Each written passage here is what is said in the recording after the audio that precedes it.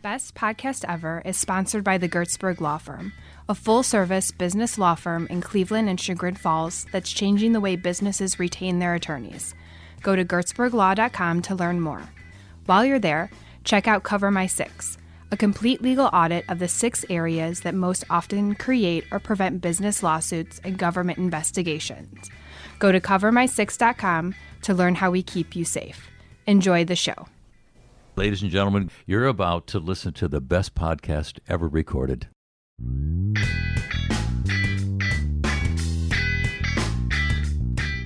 I don't take care of my clients. I don't serve my clients on a daily basis. Who I serve is my employees. If I serve my employees well and right, they'll serve the clients well.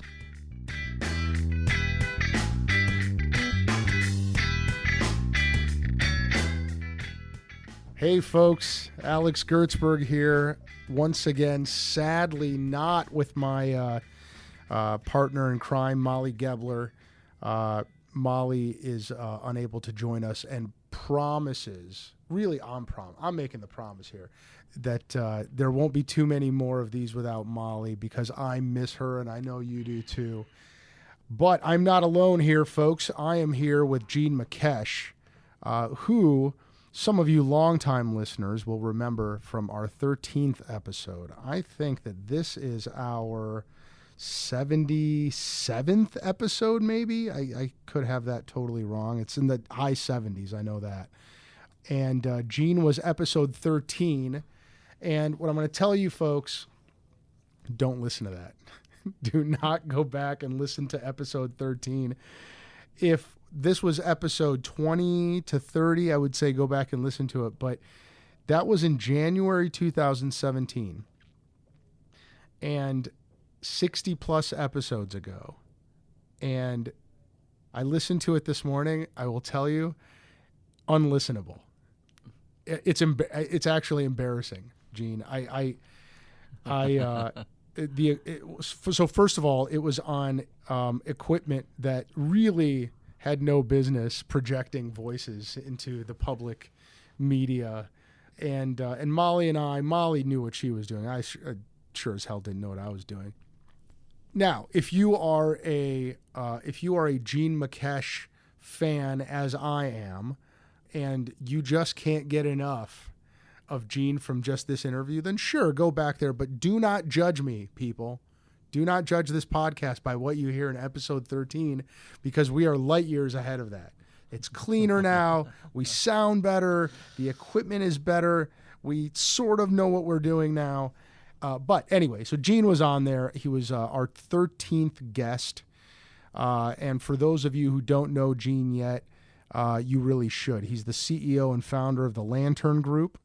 Aside from his illustrious career as a guest on the Best Podcast Ever, Gene, boy, there's so much out there about him. A great place. So the Lantern is this amazing series of very progressive, very advanced adult care facilities, nursing homes, assisted living. There's memory care and dementia units there. Gene, I promise I'm going to let you talk in a minute. Just sit back and relax and just look pretty for a minute. Gene has a TED Talk from June 2017 called Disrupting Alzheimer's and Dementia Care, which is amazing and needs to be checked out by not just all of you, but anyone out there dealing with memory care. Most recently, I really enjoyed this. I actually went, I ordinarily would not promote another podcast, Gene, but you did a great series of interviews on a podcast called Bridge the Gap, which is an elder care, elder living podcast. And it was fantastic.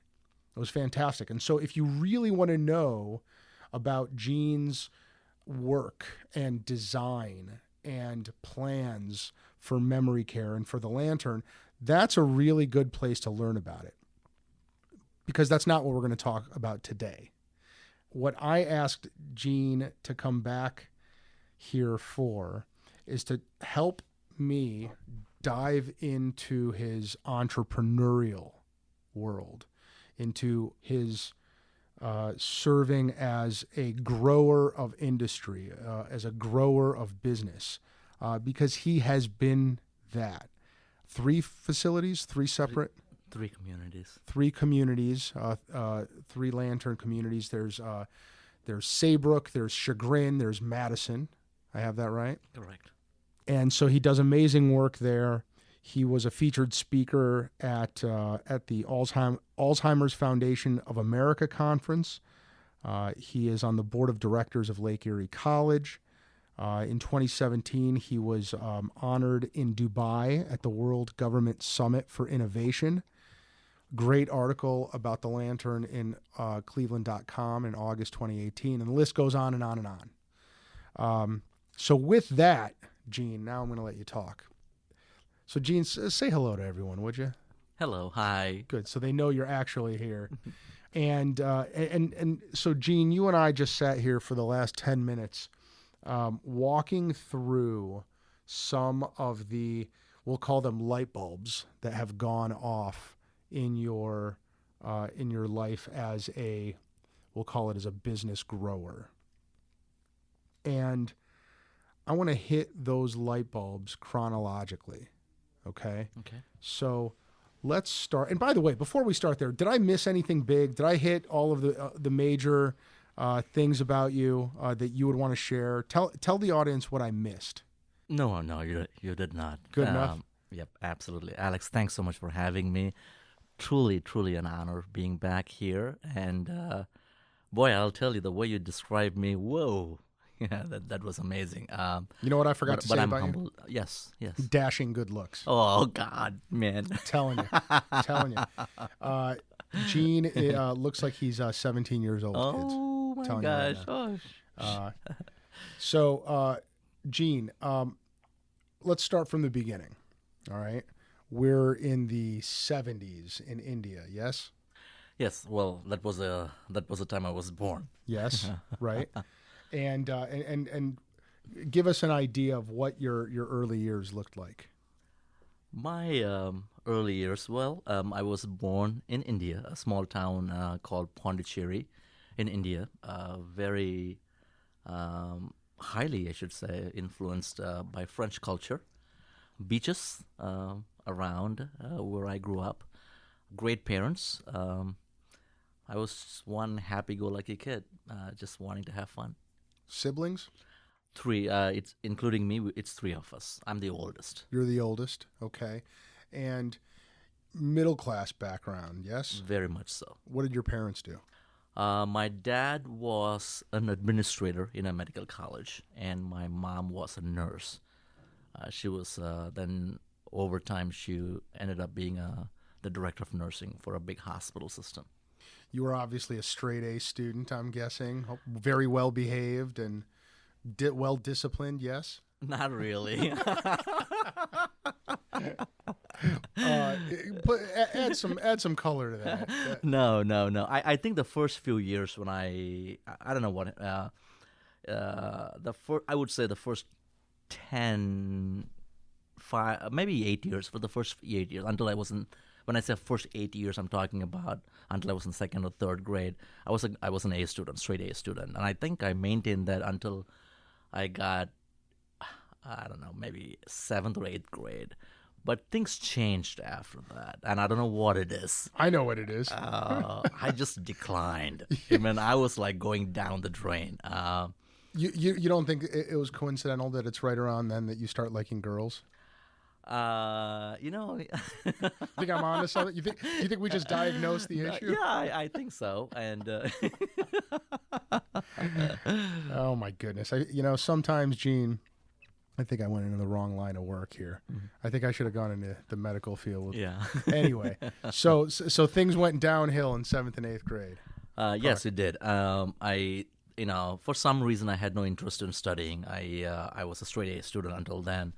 I wanted to do other things. Right. Sports was a huge interest of mine. And I just didn't really understand why I have to study. Mm-hmm. There are other things I could do and be better. So that's something that I was wrestling with. Yeah. And so what turns that around? Well, I don't think it did. I don't think it did. I mean, I just got worse and worse, and I started playing a lot of sports. I started doing other extracurricular activities like mountain climbing, things very different from studies. And I started barely getting by. I just wanted to pass. I just want to go from one grade to another. And well, I'm Indian by background, as you see. Culturally, there are two professions you can choose from. One is well, at that time, I mean, I'm talking in like early 90s. Either you become a doctor or you become an engineer, and you just can't deviate from those two professions. And me, on the other hand, I just didn't want to be those two. I wanted to be a businessman, but I had no idea what it means and what it takes to be a businessman. So at some point you did, though, but I guess that at some point you come to the U.S. Yes, right? I did. There's an interesting story behind it. So essentially, just to keep my dad happy, he wanted me to be a doctor, and I'm glad he pushed me and motivated me. But just to keep him happy, I said, okay, you know what? I'll take a test, and I will try to be something in the medical field, which is either being a physical therapist or an occupational therapist. My friends that I grew up with, every single one of them got admitted into a medical school or into a very good engineering school. So I was the only one that was left behind. Mm-hmm. So now I've got this peer pressure going on. Then I have my dad thinking that I'm worthless and useless. And he had all these hopes that one of his kids would end up being a doctor, and here I end up letting him down. And so because you went into physical therapy instead. Yes. Okay. And at that time, physical therapy or occupational. Well, I went into occupational therapy. Okay. At that time, occupational therapy was not a very well-known profession, and so just to keep him happy, I gave a test, and I passed. I don't know how I passed. I did pass, and so I was on my way to be an occupational therapist. I still remember, Alex. I want to say a year or two into my college years. So I was joking around, and I was telling my dad that I'm going to be this, this entrepreneur or this businessman, and Dad, I'm going to be flying first class, and I'm going to be staying in 7-star hotels and stuff like that. And he would just look at me and didn't say a word. And finally, one day he said, I'm not sure about that. I'm very worried about you. I'm not worried about your other two brothers. I'm extremely worried about you. Number one, you're my firstborn. Number two, I don't know where you're going, what's going to happen to you. My biggest concern and fear is that if I am dying or if I'm in my deathbed, I don't think you will have the money to pay your way back home to see me. And I said, oh, Dad, I'll fly first class, I said. So one of the kernels of one of the nuggets that we talked about before we started recording was this habit that you have of dreaming big, dreaming the impossible. It sounds to me like that's a habit that you started forming back in your school age years when you're having this conversation with your dad. Absolutely, yes. Right? Yes. You're thinking of private jets or flying first class, and is that something that you have fed and kept going ever since, this dreaming big concept? Yeah, absolutely. One of the things I was struggling with early on in my life is when everyone is trying to either compel me or force me to conform to certain standards of functioning or operating in this world. And I didn't quite understand, why do I need to do these things? Why can't I just be me? And I always felt that if I do that, then things, people, and everything around me will start defining who I am. Yeah. I need to define who I am, and I want to do it in my terms. Yeah. You know, I think that is certainly a common but a necessary quality of entrepreneurship, of successful entrepreneurship, is not only creating and defining your identity, but then building it over time.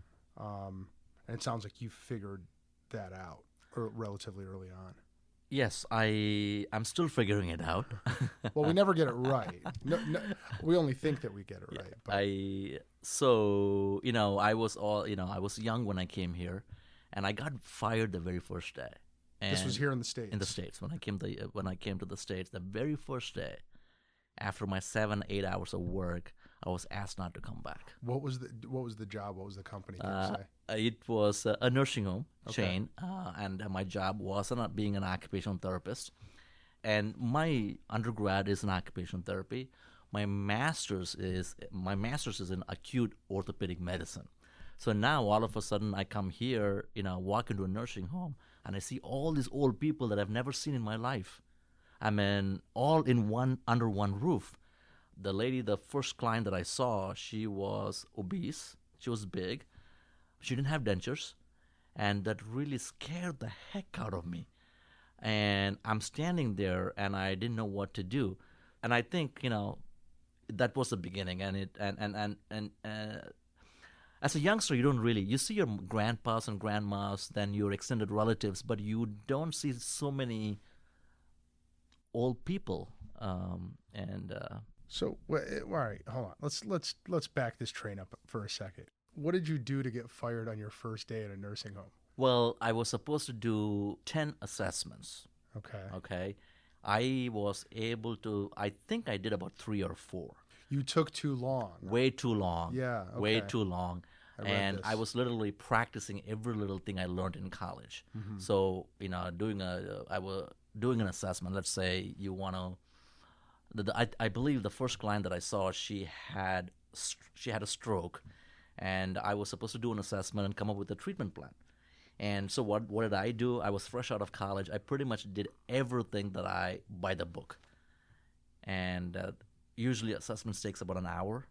At that time, now, in our current medical world, we tend to do the same. We tend to get things done within in 20 or 30 minutes now. But in 1997, 1998, they give us about an hour, and it took me almost a little over 2 hours. So first of all, let me make 2 observations here. First, I think that's pretty unforgiving of that nursing home. They could have worked with you a little bit. They could have said, hey, Jean, listen, I know this is your first day and all, so you're kind of you're a little wet behind the ears. We're going to work with you. We're going to teach you how to be more efficient. They were like, no, you're out of here, buddy. Well, I didn't see it that way. One of the things I realized is anytime anything unpleasant or bad happens to me, I see it as an opportunity. Sure. And to me, I'm so glad that they fired me. Because if they had not fired me, I still would be very comfortable doing my 9-to-5 job, making the salary that they paid me, made a little progress, here and there. But them letting me go forced me and compelled me to think the world is not what I thought it would be. It's different. Yeah. So at the time, I would imagine you were a little distraught. I was very upset. I was not upset with the situation. I was very upset that I actually pretty much I disappointed my dad. Got it. So the second observation I was going to make about that is how it ties into the second point that we talked about here, about realizing early on in your life that it's not about you. So here you are, and it's about them. It's about the person you're serving. So here you are expected to go relatively quickly, go through 10 patients a day and extract what you need from them, and then bake that information into whatever the nursing home's process is, and then move on to the next 9, right? Mm-hmm. And you decided that that's not enough time, that you needed a lot more information about each one to give them at least what you believe to be a proper level of care. Correct. At that time, yes. Yeah. And so that idea about it not being about you or about it being about them, right? Correct. That is that something that you use now, and if so, how have you evolved that into the Lantern? Well, at that time, one of the things I realized was that, yes, it's about my clients. I got to take care of my clients. See, I was a new grad, fresh out of college, and I'm excited, super excited, and I have an undergrad degree and I have a master's degree, so I'm thinking I'm really good at what I do. But after that episode, and and the experiences that I had subsequently, the next 6 or 8 months, I realized that yes, my life is all about people around me, but at the same time, I have an obligation to my employer. I have an obligation to people that actually pay for my services. Now, what do? I want to provide the best care, but how do I go about doing it economically and efficiently? So I started figuring that out, rather than staying focused on, okay, you know what? All I'm going to do is I'm really good at providing care. That's what I'm going to do. I'm going to keep doing that. Instead, I said there has to be a better way to provide the services like the way I prefer and the way my clients desire. And how do I go about doing it, keeping my employer happy, keeping the insurance company happy, at the same time having an outcome that the client will be very, very excited about, and so would the nursing home or the hospital system would be very satisfied about. How did you figure out how to do that? The way what I did was I really started working on the efficiency, and I started training myself, trying to figure out, well, if I do an assessment, let's say that an assessment is a 2-page, has a series of tools that I have to follow. So what I realized was, number one, I started doing those assessments faster, quicker. Number two, I started using the information that I got from tool 1. I could use that information and try to figure out what the potential information that I would see or what I would know by using tool 2. So that kind of really helped me be a little bit more efficient, rather than just following A to A, B, C, D, E. I started using information that I was. I just made myself efficient. How else have you manifested the idea that to succeed in your business, you have to realize that it's not about you, it's about them? Who is them in that sentence, and how have you manifested that idea? One of the things, and I didn't even know this, as I started growing as I started evolving as an occupational therapist and into owning my own business, I realized that I'm always finding ways to serve people. And then I started questioning myself, why am I like this? Why am I always serving? Why I get so much pleasure serving others. And it just brings so much happiness and satisfaction when I see people around me having a good time or able to realize their vision or their dream. And I started asking that question, why? Why? And one evening, this is actually, I was driving in Wisconsin, and I was close to, I forget the name of the town, and I was asking the question, why? Why am I doing this? And I'm not sure, honestly, Alex, why, but the only thing I can think about is, to me, it's to do with faith. Early on, my mom sent me to Bible school, had me. I didn't really enjoy going to Bible school at the time. I didn't. That's not what I wanted to do. But I think it's involuntary learning. I think over and over. Yeah, I've got another theory.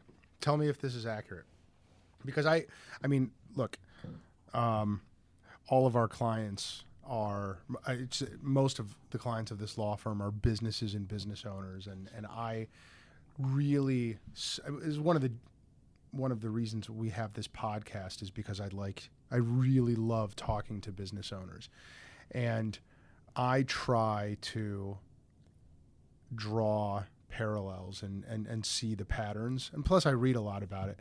And one thing that I notice about really successful entrepreneurs is that they're constantly striving to please their clients, their patients, their residents, their customers. And one thing that I find interesting is that a lot of us, and I could be completely crazy here, but a lot of us are firstborn sons, and a lot of us grew up in environments where we were pushed into bigger and better, work harder, do more. And I could be totally wrong. I'm probably making assumptions about you, but this is true for me. I mean, my dad, God love him. I love him. He loves me. But one thing that I've always experienced as a child was my dad telling me, Alex, you're better than this. You could do better than this, right? And I gave him a lot of reasons to believe that, because I took a lot of shortcuts. And like you, I was a real delinquent. I was probably more of a delinquent than you were, actually. I got in trouble a lot. And when I didn't get straight A's, I would come home, head hung low, and my dad would look at me and say, I know you're better than this. I know that you could have worked harder. And he was totally right. He's totally right. It's a different parenting style. And when I talk to people about their upbringings, a lot of times I hear that. I hear, especially from firstborn sons, firstborn children, that they were really pushed that way. They were pushed to want to, whether it was their father or their mother or whatever, but to, or maybe themselves, to please other people and become better as a result. And now, and whereas that might have been challenging, now it's a real asset, because now you really think, what do I need to do to make my client happy? What do I need to do to create an experience for my client that they're going to look back at me and say, man, you did a really good job, Alex, or you did a really good job for me, Gene. Does any of that sound familiar, or am I crazy? Now coming to think of it, it does. Reason being is my brothers, they're very successful, but they're very different, extremely different. Sometimes they think that I'm a little psycho because I'm constantly pushing the boundaries. Yeah. Being creative, thinking outside the box, and challenging people around me. And they make a good living. They do very, very well, but they're nothing like me at all. And that could be the reason, because I'm the oldest, and that's a very good chance that could be the case. It is amateur psychotherapy on my part, for sure, but that is a common thing. I mean, I will tell you, it is. A lot of us entrepreneurs became empathetic with our clients and our patients and our residents, because we learned at an early stage that it was important to connect with somebody else, to please other people, which is a good segue, because that's another thing that you mentioned, is that early on you developed the ability to communicate across different types of audiences. Correct. Right? How did that come about? Now coming to think of it, your amateur psychotherapy. Maybe I was forced into communicating because I was alone, at home, and I need to connect with people. I need to engage. I need to do something. And to me, maybe did that force me? I don't know. There's a very good chance it did. But one of the things. Now I'm kind of trying to think. I'm trying to go back and think. Do I need to get a Kleenex? Are we going to start crying here, Gene? No, I don't think so. But 30 years ago, I'm trying to think. What I would do is, for some reason, I was very interested in about everything. It didn't matter what it is. I would sit in a coffee shop as a young kid, a little kid, or go to a restaurant. I would literally be listening to what people that are older than me are talking about. It could be college kids. It could be middle-aged men or women. I just listened to. I don't know what it was. And then one of the things is, where I was in India, there's a class system based on your where you are economically. So we were a middle class family. So in a middle class, as a middle class kid or family, you don't fit very well anywhere. Yeah. Is this different than the caste system? Or? Very much so. Yes. Okay. Yes. So there's the Hindus have a caste system. Correct. There's a caste system. There's a class system. Okay. Based So you're on talking economics. You're talking economic classes, not class. religious. No, okay. not Got religious. it. Right. Okay. So you were upper middle class. I was. Okay. We were. And in addition to that, my dad was he was, in a way, he was a kingmaker. Even though he was not wealthy, but people respected him, and he was a good negotiator. So we would have people coming to our home every single morning, desiring something, wanting something. It's like you're sitting in a lobbyist's office. And so I would sit and greet them when they come in. I would greet them, have them sit inside, serve them a cup of coffee or tea or water or juice or whatever, and then I would listen to their conversations. It's politics. It's about industries.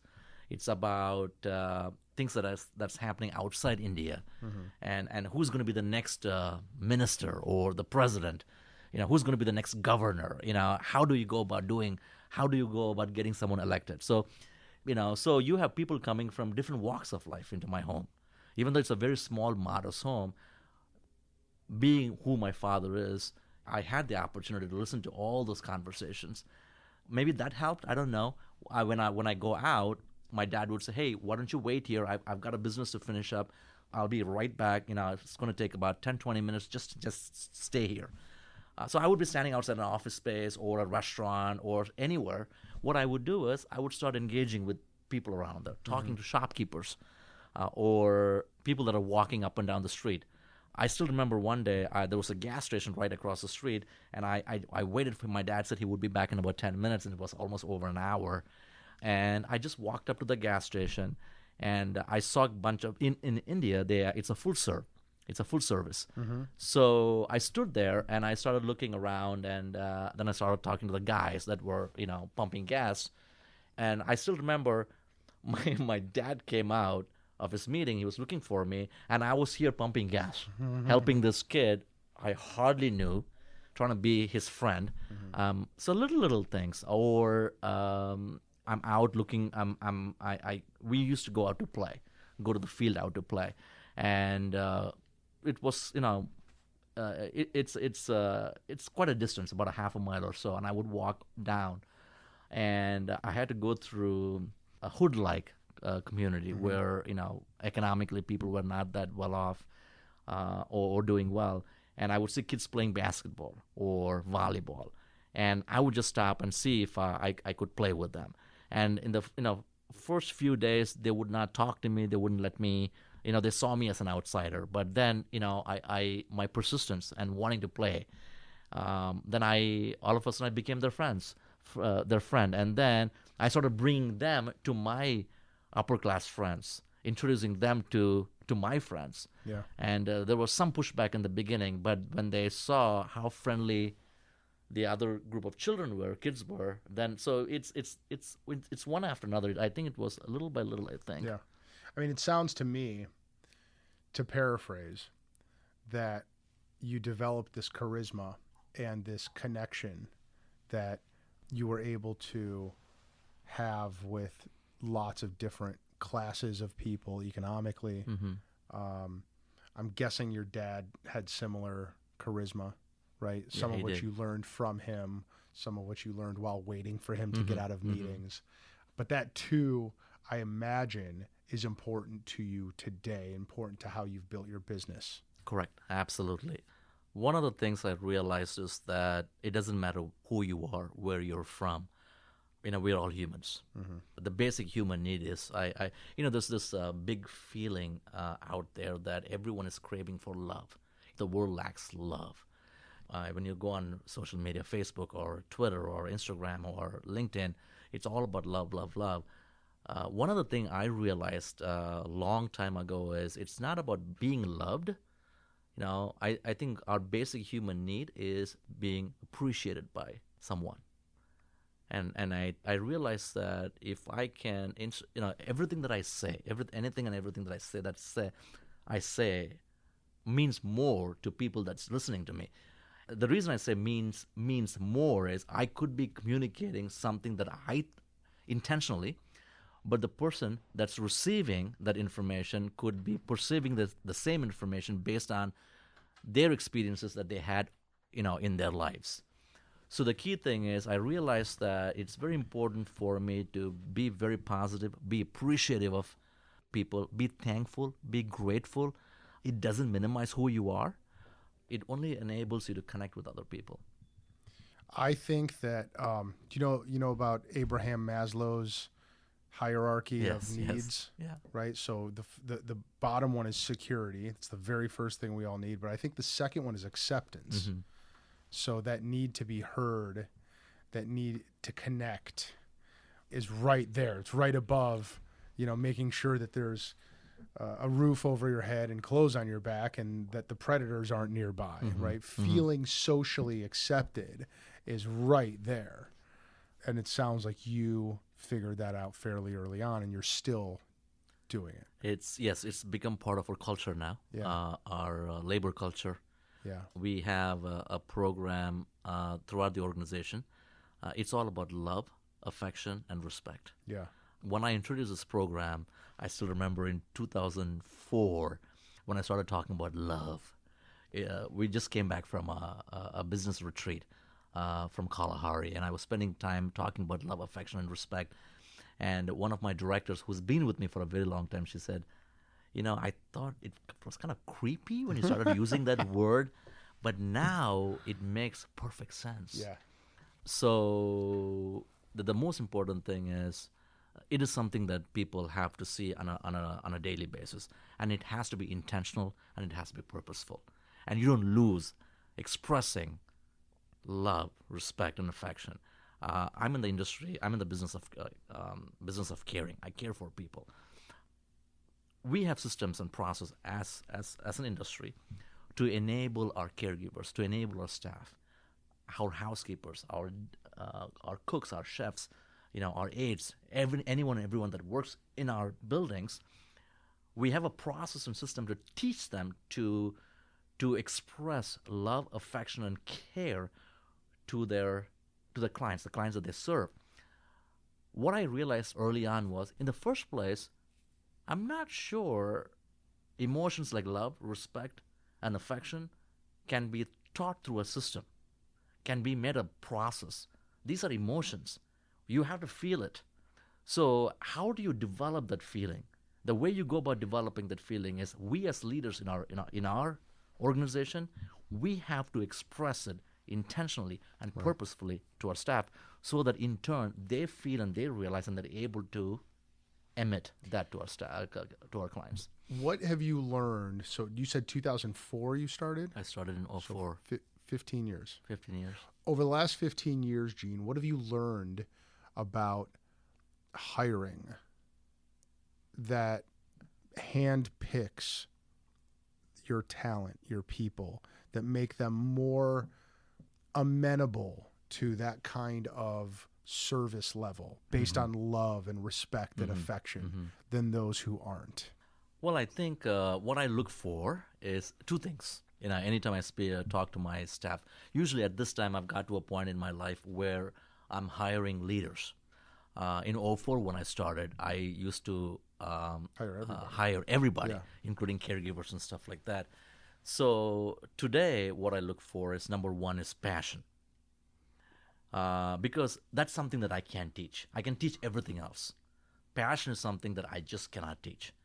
Okay, that's number one. Then number two is, how desperate are they to grow and evolve in life? How important it is for them. One of the things I realized was, me as an entrepreneur, I can be a visionary. I can come up with all these brilliant ideas, right? But I'm not the one who's executing it. It's my leaders, it's my staff. And if they're passionate about what they do, and if they have this, when I use the word desperate, I use it in a very nice way. the need to grow, and they will do whatever it takes, just not a desire. So there's a difference between a desire to grow and I want to grow. When you have a desire to grow, it just stays as a desire if you don't do anything about it. But if you want to go, you'll do whatever it takes. So then my goal is to be just not good at what I do. I want to be great at what I do. And I realize that just being good is not good enough. Being good is not good enough. There are two things. I mean, maybe this may sound a little strong. I was invited to speak to a group of students at a college, entrepreneurs, and I told them, you can be only two. Either you can be terrible at what I do, or you can be great at what I do. There's nothing in between. Reason being is, when you're good at what you do, you're able to impact or influence people that you can see, you can hear, and you can touch. It is within your reach. But when you're great at what you do, you're able to reach the corners of the world, touch people's life that you don't even know. You don't even know that place existed. So now how do I go about doing it? I can't do it alone. I have to depend on people. See, one of the things I realize is today where I am, Alex, in my life, it's not because of what I did. It's not just because of me. Yeah. It's because of people around me. Who are great.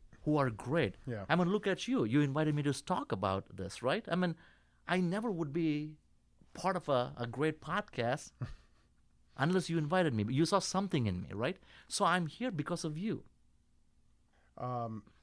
I like the way that you phrase that, and not just because you called this a great podcast, but I do appreciate it. But the interconnectedness of everything. I want to unpack something you said a few minutes ago, though. Hiring good, talented people is something you and I have talked about many times. Mm-hmm. It's something that's so important in the businesses that you and I run. These are people who are going to be the go-betweens between our vision and the execution Correct. Of that vision, Mm-hmm. right? Mm-hmm. What is in our mind and how it is implemented to real human beings. And so I dwell on the best way to bring those people. And I actually share some of the same things that I look for as you do. Passion is huge, mm-hmm. right? But I want to unpack that a little bit. Is it when you say, I look for people with passion, I look for people who are desperate to grow and evolve, are those qualities that you, Jean, just you know it when you see it? Or are those things that you can objectively screen for in some way that's measurable? Do you know what I mean? Is it subjective, like I know it when I see it? Or is it like, this is something that tells me that this person has these qualities that is objective and measurable? Mm-hmm. No, I don't use a tool. Okay. Or I don't use an assessment. What I do is during the interview process, I normally don't talk.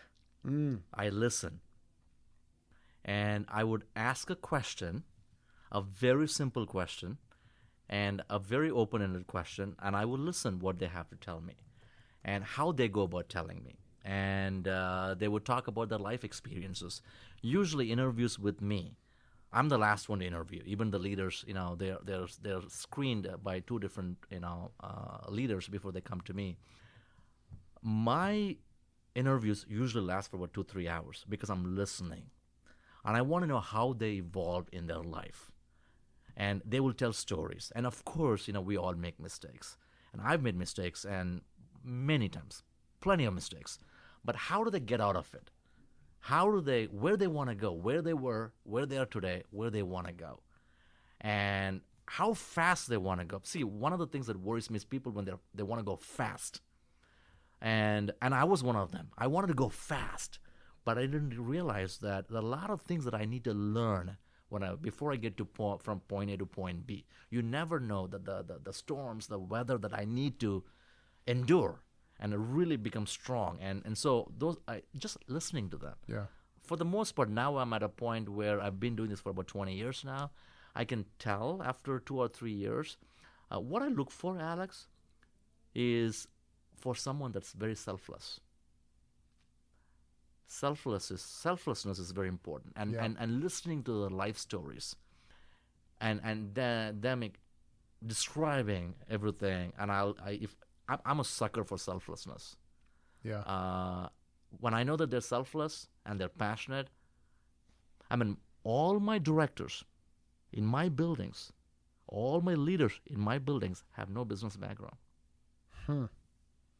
Yet, they run a very good operation. Yeah.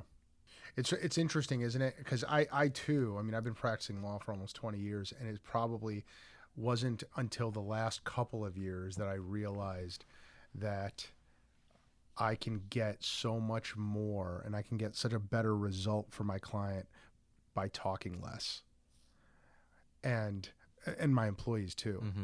I was reading, gosh, I don't know where it was, but it was some great CEO, like maybe Jack Welch or one of these giants, who says that some of the best meetings that I've called are ones that I don't say a word in. I just sit, and they know why they're here. I put the agenda out, but I walk in and I say, who wants to start? And a half hour later, I haven't said a word. And I've watched the facts get developed by my people. I've watched solutions get created, and they're ones that I would have just gotten in the way on. But our egos, especially when we're younger, and in my case, until recently, until the last couple of years, have really made me want to be more of a talker. Like I had something to prove. Like this client is paying me to talk. No, they're paying me to get to a good result. And a lot of that comes from just listening and being a good listener. Yeah. I'll share this with you. Something that I realized a few months ago is for me to continue to grow, because things are changing around me. I'm not the leader that I was in 2004. I am not the leader that I was in 2017 or even early 2018. I'm evolving. And one of the things I realized, there are 4 things that's very important to me, I felt, for me to continue to grow as a leader. That's number 1 is I have to be radically open-minded. See, we always say we are open-minded, right? But yet, our past experiences continues to impact and influence, the way we engage and the way we solve things or we approach things or the way we listen. Radical open-mindedness is completely, you say, I'm stepping away. I'm going to listen to anything and everything that people have to say. It doesn't matter who they are, or I'm willing to accept, because see, that gives me the ability to learn. It's a lesson that a millennial taught me 6 months ago, a 29-year-old, because I'm here listening to her speak. I'm the CEO. I've been through, I've done this for 20 years. I know what it is like. Who is this young woman telling me how to run my business? I was so frustrated with the information that she was presenting. I was upset because now I was later on that evening, I'm thinking to myself, I was just being a jerk. All she was doing was she was trying to help me and my other leaders. It was a leadership conference. So I got to be radically open-minded. That's number 1. Number 2, I have to keep my ego in balance. Ego will seep in, okay, and it will completely cloud and corrupt the entire approach process. So ego is something that I need to consciously keep telling myself, okay, that's my ego. I need to stop, Gene, stop. Third, I always say, I was telling my staff, you never make decisions when you're drunk, when you're happy, or when you're high. Because for the most part, the decisions that you make when you're going through those emotions, so keeping your emotions at check, you end up actually, you may not realize after a year or 2, you go like, why did that's not a good decision. The most important thing is being secure where you are. Insecurities, I think it's a root cause for ego, for not being radically open-minded and being emotional. So I was very insecure, like the way you said. To me, when I was a young businessman or a young professional, it was so important for me to drive a certain car, or say things a certain way, or walk a certain way, or do things a certain way. And it's just because I was trying to, in spite of me having the knowledge, in spite of me having the ability to express what I know, being insecure. Insecure in relationships, insecure in friendships, insecure as a leader, as a manager.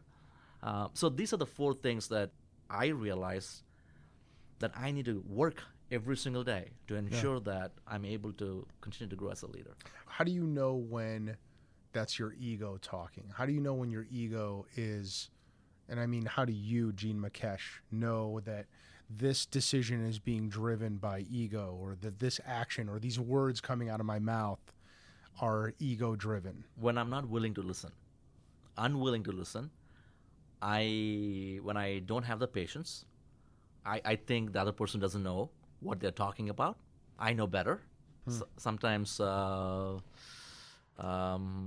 frustration. I don't have the time, kind of thing. Yeah. So those are my. That's good. Yeah. One of mine is, it's when I'm starting to worry about what people think of me. When I'm worried about an image or an identity. Yep. And we all do. All of the 4 things. We're human. Yeah. The 4 emotions, insecurity, being secure, radically open-minded, and we all need that. Yeah.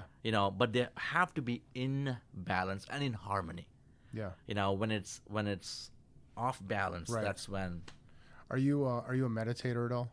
No, actually, I don't. I don't have patience. I no. Well, I can sit quietly in one spot. The only reason I mention it is because, in a few minutes in our lightning round questions, I'm going to ask you, what's the habit or routine that's given you the most mileage that you do every day? That's the one that has given me the most mileage, for the simple fact that it allows me to step away from my ego.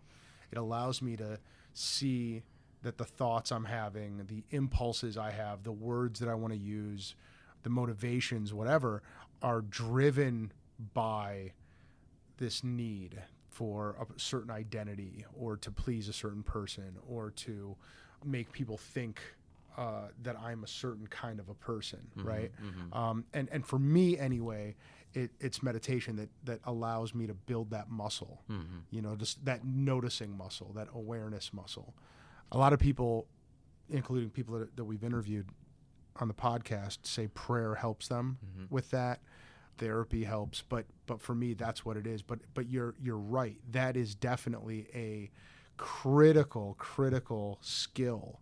I think that if you're going to be a leader who listens and who is empathetic and cares more than just their paycheck. Correct. Though that's an absolutely critical skill. Absolutely. Know when it's your ego talking and when it needs to be quiet. Well, there are times that people will challenge your position. Yeah. Will challenge. You're trying your best to manage your ego, and they would push you, and not that that's their intent or they're doing it on purpose. It's just they're trying to communicate, prove a point. But one of the things I realized is that would prevent me from getting better. That would prevent me from leading my staff. One of the things I realized, Alex, this was like, I always said that my clients come first, then my employees. Okay? I had it wrong.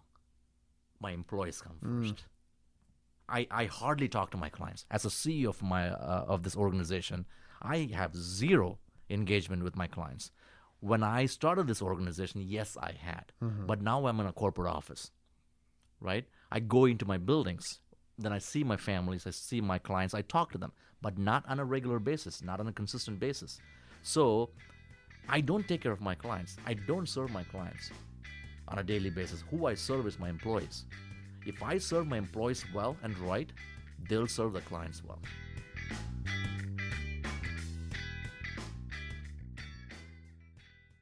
Hey, folks. Thanks for listening to our podcast. I hope you've been enjoying it. I wanted to take a minute to tell you about Cover My Six. For my fellow veterans out there and for those of you in law enforcement, you already know what Cover My Six means.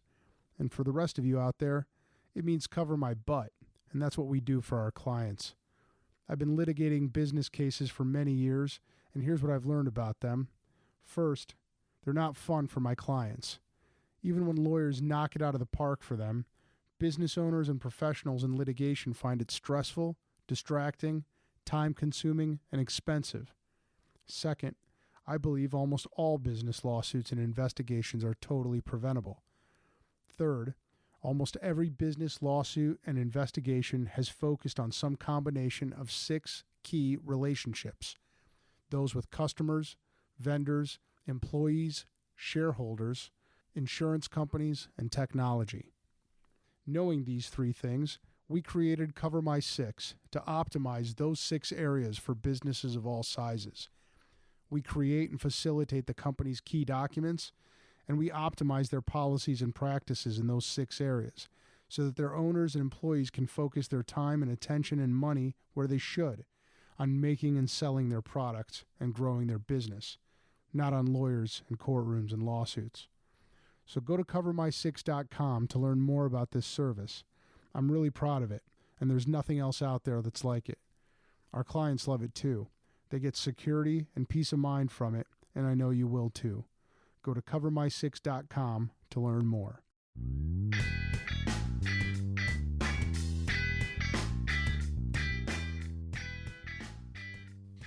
What do you think you've learned from your biggest failure?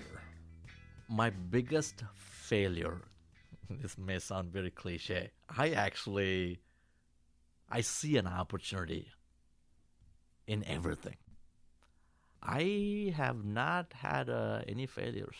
So I've failed quite a bit. So I like the way you're defining failure, Yeah. right? Which is not as a failure, but as an opportunity Yeah. to grow. Yeah. So what have you, let's keep to that definition, right? What have you learned from your biggest opportunity to grow? Your biggest, maybe not your biggest, but can you remember a time when things did not go your way?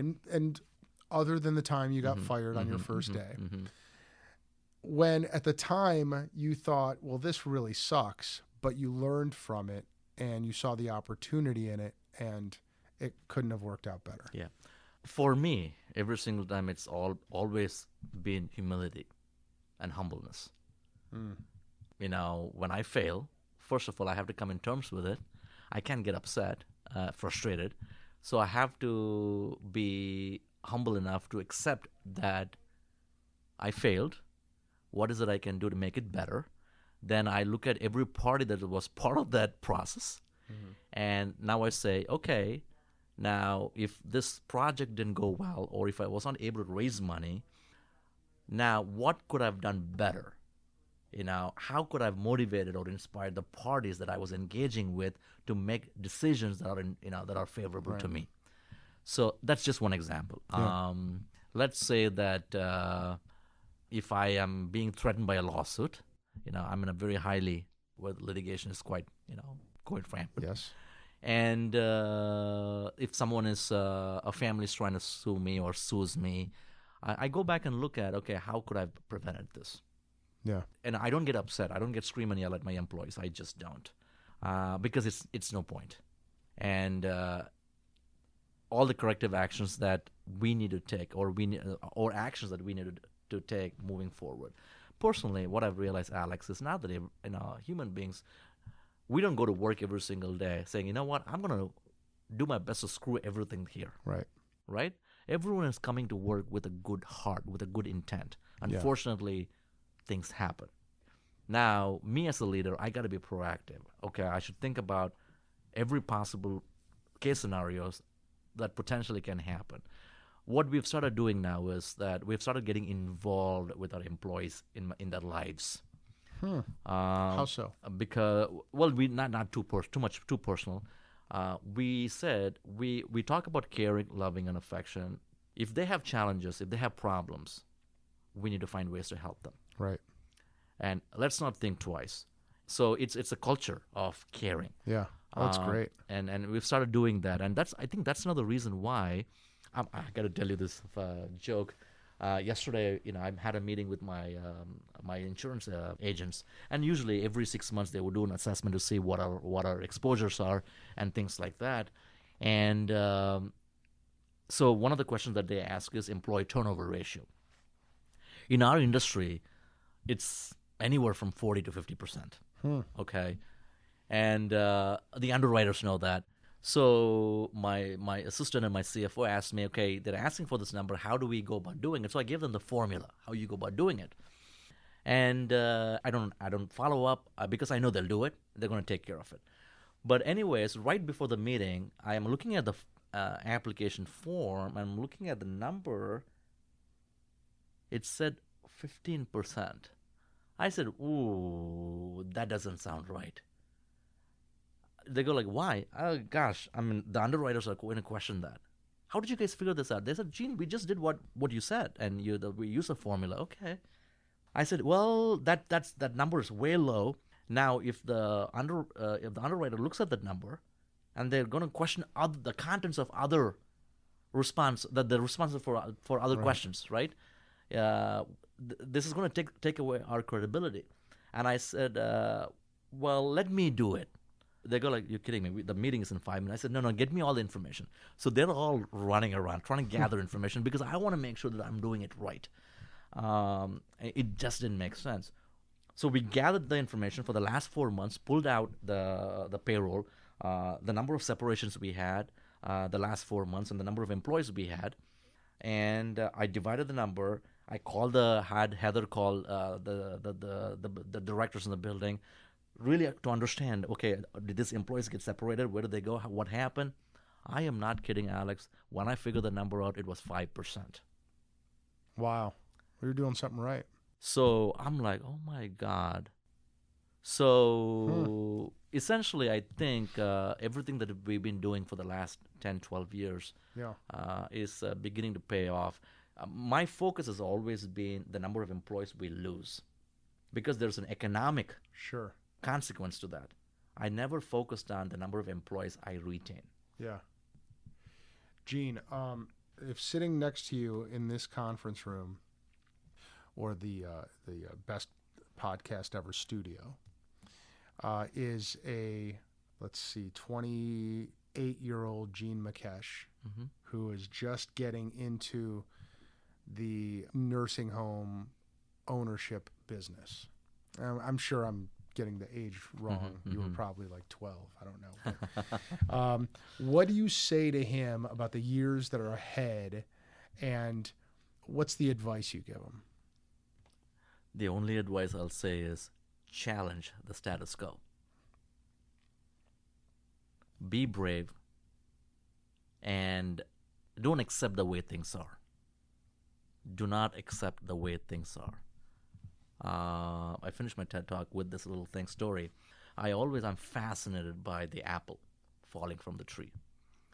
Isaac Newton saw the apple fall from the tree, but there were many, many people before Isaac that saw the apple fall from the tree, right? Many. And they thought, that's natural. That's how things are. That's what happens. Isaac is the only guy who said, why? And that's what put man on the moon. So really, don't accept things the way things are. Yeah. Things are changing. The world is evolving, and challenge the status quo. Yeah, which, by the way, is also,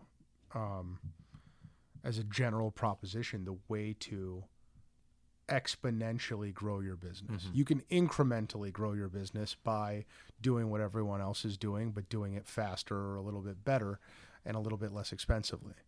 But if you want to exponentially grow your business or your organization, there's only one way to do it, and that's to disrupt. Yep, exactly. Gene, what is the thing that you do on a regular basis that you've gotten the most traction from? And by regular, I mean almost daily basis. On a daily basis, prayer is something that I do on a daily basis. I don't dedicate a certain time that I pray. I pray throughout the day. When I pray is I always ask for wisdom, because to me, that's what Solomon did, and that's what made him a great king. So I always pray for wisdom. That's one thing. What has kept me sane is, in spite of me prior to having a business on my own, I was one of those guys, I still am to some extent, I like to have a great time. Life is always about fun. When I was in college, I think I kind of extended that a bit, stretched it a bit. One of the things I realized is that you can get things done if you're organized and if you're structured. So I have 3 kids, and my wife is a physician. Her schedule, and I'm growing the business. We're getting ready to launch our next model called the Centenarian. And so I'm raising money. The project cost is about $25 million a piece. Our goal is to build another 10 or 15 in the next 10 years. But how do I go about doing all that stuff? So it started with me getting up at 5 in the morning. Then it became 4. Now I get up at 3 in the morning. Do you go to sleep at I do, actually. 9? I do. I actually go to sleep by 9. I'm in the bed by 9. Those hours you a have good night, sleep, good rest is important. So I do sleep. I do work out every day. Yeah. When I don't work out, I kind of feel like cranky, but I do work out every day. Jean, we were going to try hard to get you out of here by 5 o'clock, so that's what I'm going to try to do. Centenarian sounds interesting. You've told me about it before. Is there information about it out there that people can learn about, or is this sort of hush hush? No, it's not hush hush. It is a copyrighted product, a program. One of the things I realized was I think again, Lantern of Chagrin Valley. That's our latest project. We launched that project in 2016, and when I started this project, I thought I knew it all. All right, I said I've been doing this for a while. I'm going to turn this project around, and we're going to be super successful. Essentially, what happened was I learned a lot. Today, the Chagrin building is actually one of my best buildings. It's our flagship building. And I really can't take credit for it. It's my staff, my directors, who really believed in the mission, the vision, and started executing it on a daily basis. What I found was I always questioned myself, Alex, is we were having difficulty. Usually, within 6 months, I'll fill the place up. That's my investors have known me for that, and that's why I'm very attractive to investors. And this particular building, that didn't happen at all. 12 months, 15 months, 24 months. And I'm thinking to myself, what is going on? Am I losing my mojo? Am I losing everything? Am I really good at what I do? Or it's all like, So what I did was I'm a very database guy. One of the things I realized in my life few years ago is that data doesn't lie. Numbers don't lie. Numbers don't have emotions. So I went back and started looking at the data. I went all the way back to 2004 and started looking at my admissions and discharges. What I realized was my average length of stay actually has gone down. Used to be 7 years. Okay. Then it came down to 5 years. It used to be 3 years. Since 2016, it's down to 6 to 8 months. So let's say I have 66 units. I filled up 20 units in 5 months, right? Now I'm filling up the 21st unit. I lose 2. So for every unit that I fill up, I'm losing because the length of stay has gone down. Why is it going down? People are living longer in their homes. Staying longer in their homes, and coming to us when they absolutely need us. When I say absolutely, by the time they come to us, there's so much I can do for them if they had come to me like 5 years ago, 10 years ago. But they live in their home because of economics, right. Because of the little shift that we had in our economy, that all influenced and impacted. So it's not our operation; it's the market trend. Now, how do I overcome that? That's number one. Number two, as of today, only 9% of us, 9% of Americans, have zero risk for developing Alzheimer's disease. As of today, okay. Essentially what it means is when in about 45 years, when I'm 80, 85 years old, or 90 years old, either I'll have the disease or someone else, or someone that I know will have, or the people that I care for would have the disease. And slowly it's becoming, there's a ton of information coming out from various outlets, research outlets, stating that it is a lifestyle disease. Yeah. That's number one. Number two, even though you have genetic predisposition, you can actually turn the gene off. Lately, the last year and a half or so, in our Chagrin building, my youngest client was 52 years old who had Alzheimer's disease. Wow. Okay, so I'm beginning to see people that are younger having the disease. And I said, my gosh, there's so much you can do. Okay, our services we should start serving clients in their late 60s or early 60s when they're still active and they're still working. And how can I be part of their life, part of their lifestyle? Can I change their lifestyle? Right. So I started researching on Blue Zone. Blue Zone are the zones in different parts of the world where people live up to 100 free of disease, Dan right? Buettner's book, yeah. So can I create a virtual Blue Zone? And that's exactly what it is. Yeah. The centenarian model is going to be a virtual Blue Zone. I love it. Gene, I love having you here a second time now, and I hope there will be a third time. And for those of you at home who have not been to the Lantern in Chagrin, and I'm sure the other ones are great too, but the Chagrin one is the only one that I've seen. It's on Route 306, and I have to tell you that it is an experience. And I mean that in a couple of different ways. One is you've never seen an assisted living facility like this. You need to go there if you're even remotely considering of what to do either with yourselves or with your parents or your grandparents. You need to go see this. It's unlike any other assisted living facility on the planet. Number one. The other reason I say it's an experience is because that's what Gene has done there, is he's created an experiential thing.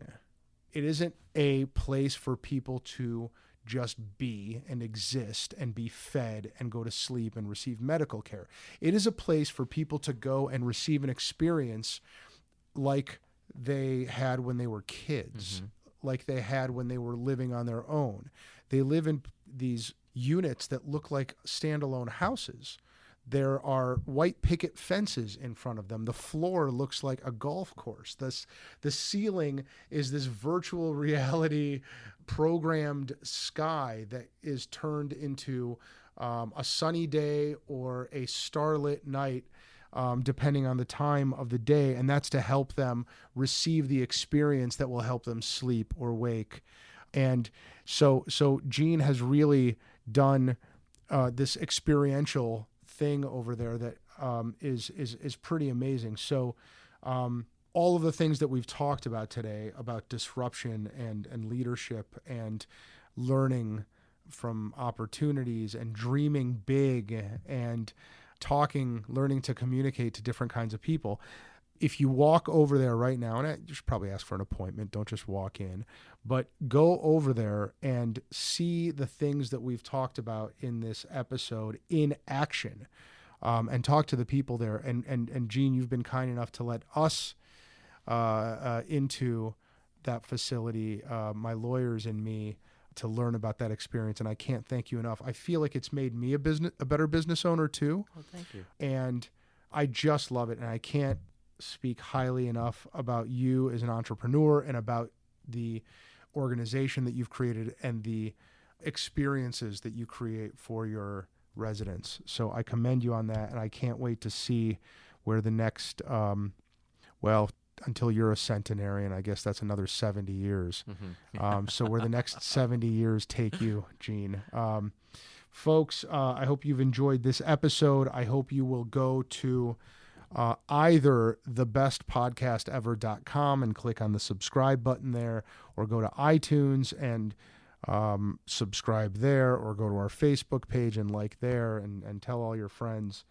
And next time Molly will be here, I promise. And thanks again, Gene. Thank you very much for being here. Oh, thank you. I missed Molly dearly. I wish she was here. We all do. Thank you so much for having me. Thanks, Gene. A pleasure. See you guys next time. Thank you.